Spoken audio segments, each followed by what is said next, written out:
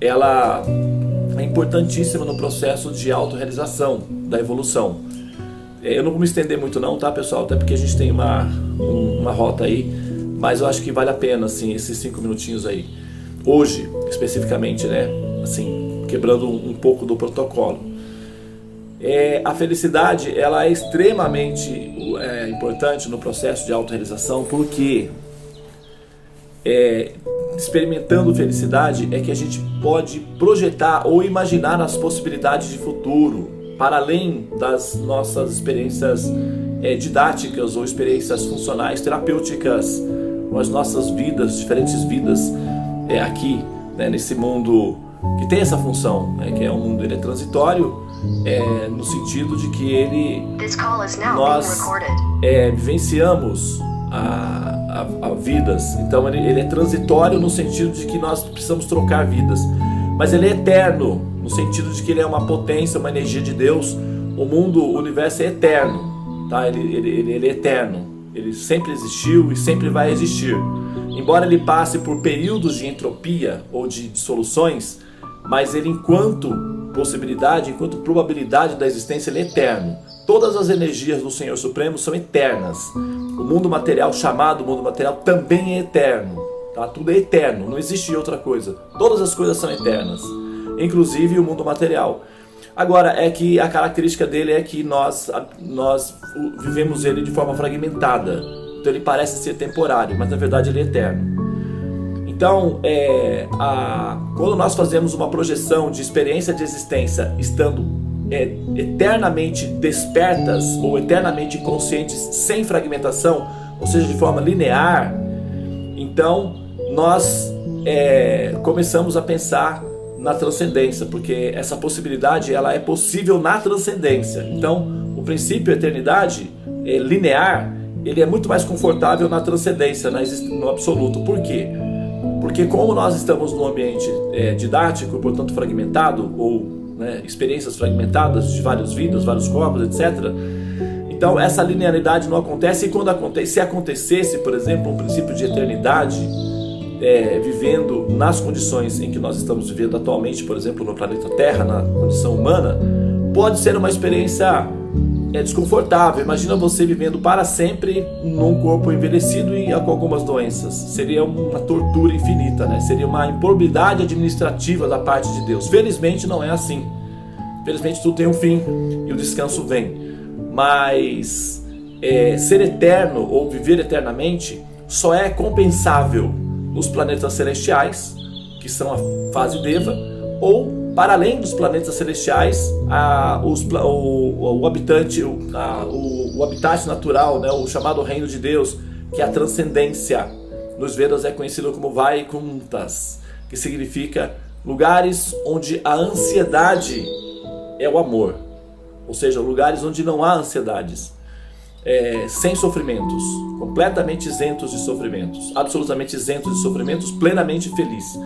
Então, para nós almejarmos essa realidade, para além da experiência que nós temos fragmentadas e repletas de ansiedades, porque nesse ambiente instável nós estamos sempre ansiosas como alma, sempre estamos ansiosos com alguma coisa, então a gente não tem muita percepção do que significa ser plenamente feliz. A gente não tem essa experiência, não está na nossa pauta de experiências naturais.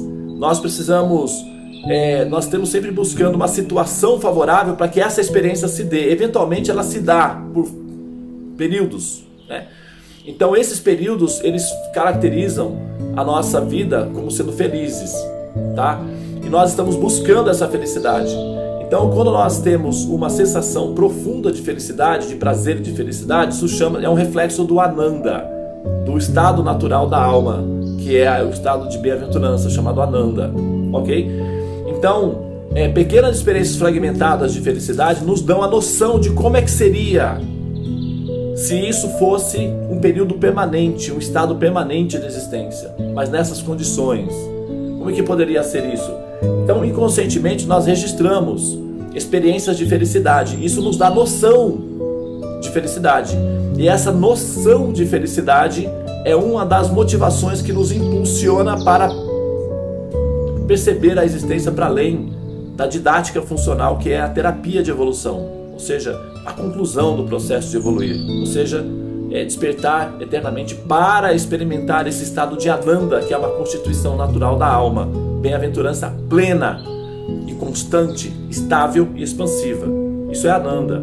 E esse estado de possibilidade está disponível na transcendência, ou nos planetas transcendentais, na região transcendental, também chamado de Parambrahman, ou moradas supremas.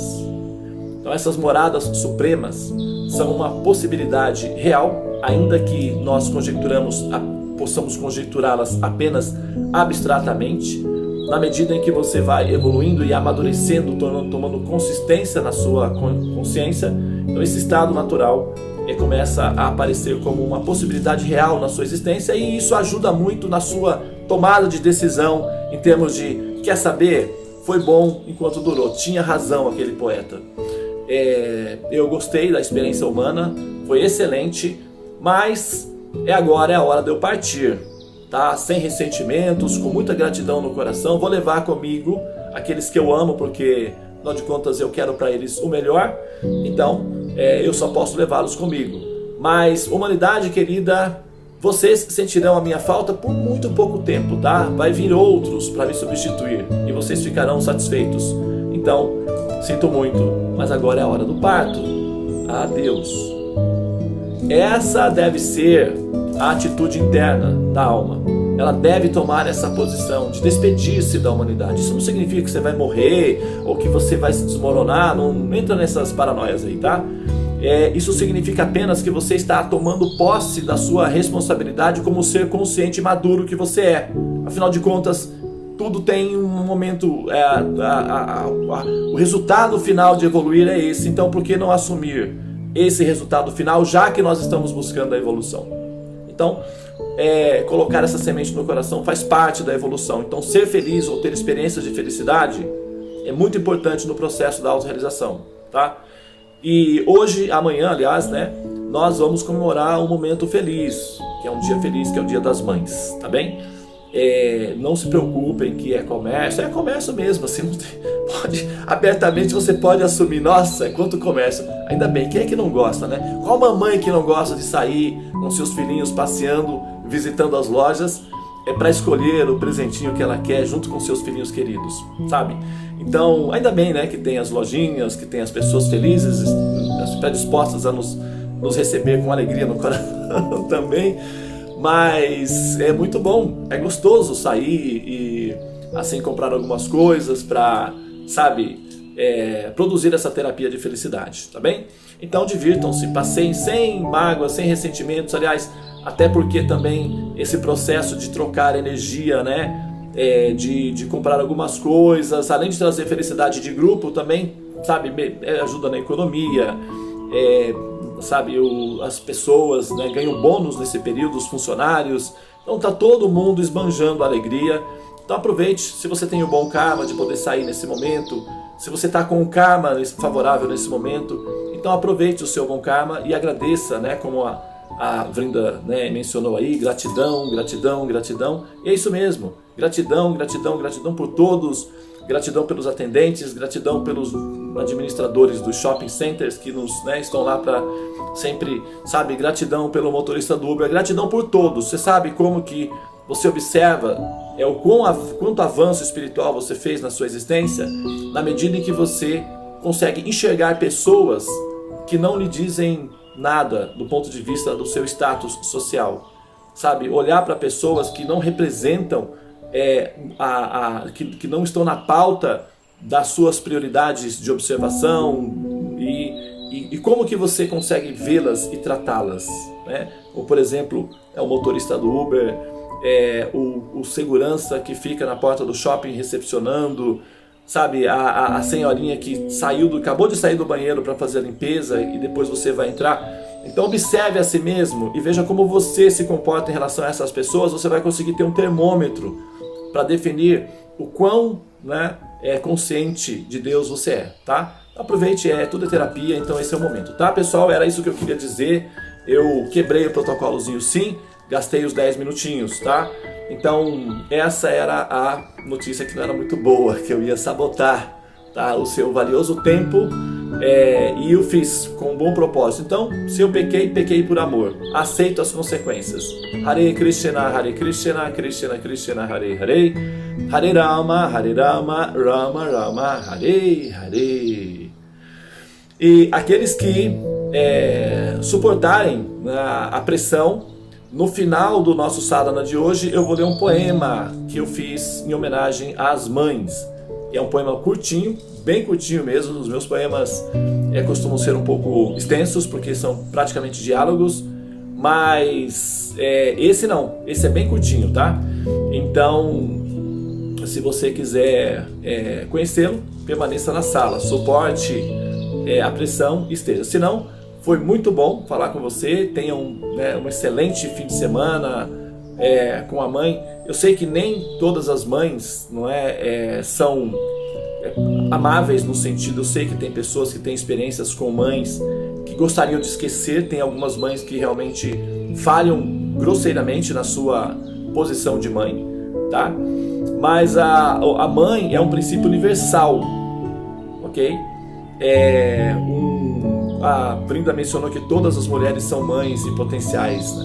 E há homens que evoluem tanto que se tornam também mães. Então, a mãe é um princípio universal. A mãe pode se manifestar no homem, inclusive é o destino de todas as almas tornarem-se mães, né? Absorverem o princípio mãe. Então, nós pensamos que para além do fenômeno que é muito mais previsivelmente encontrado nas mulheres, o princípio mãe, ele transcende a categoria da mulher e assume a categoria do princípio feminino. Então a mãe é um princípio feminino e as mulheres são as principais beneficiárias ou foco de atenção desse princípio feminino, é verdade, mas a mãe é um princípio feminino que transcende de certa forma a categoria das mulheres, porque é universal, está presente em todas as almas, e todas as almas que evoluem tornam-se mães das outras, ou pelo menos assumem esse humor maternal em relação às outras. Então a mãe é um princípio feminino, está disponível para todos os seres que querem acessar esse princípio. Eventualmente, uma mulher pode não estar em harmonia com o princípio feminino e falhar na sua posição de mãe. Mas é muito importante que você, que esteja passando por essa experiência, pense da seguinte maneira: transcenda aquele ser que falhou, perdoando esse ser, desligando-se desse ser, e conecte-se ao princípio feminino que vai para além do ser.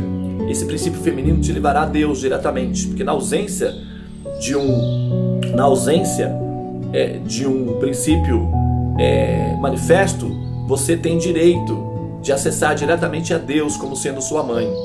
E isso é uma vantagem, é uma grande vantagem, porque se por um lado você fica em situação de desamparo, por outro lado você recebe como concessão ou como indenização por essa situação a vantagem de poder assumir diretamente a suprema personalidade de Deus como mãe. Então você acaba tendo uma grande vantagem aí nesse ponto, tá? Mas para ter esse privilégio, esse direito, é necessário perdoar aquela alma que está em condição de condicionamento, enfraquecida e debilitada, que falhou nessa missão tão grandiosa, tão maravilhosa, que é a missão de ser mãe, tá?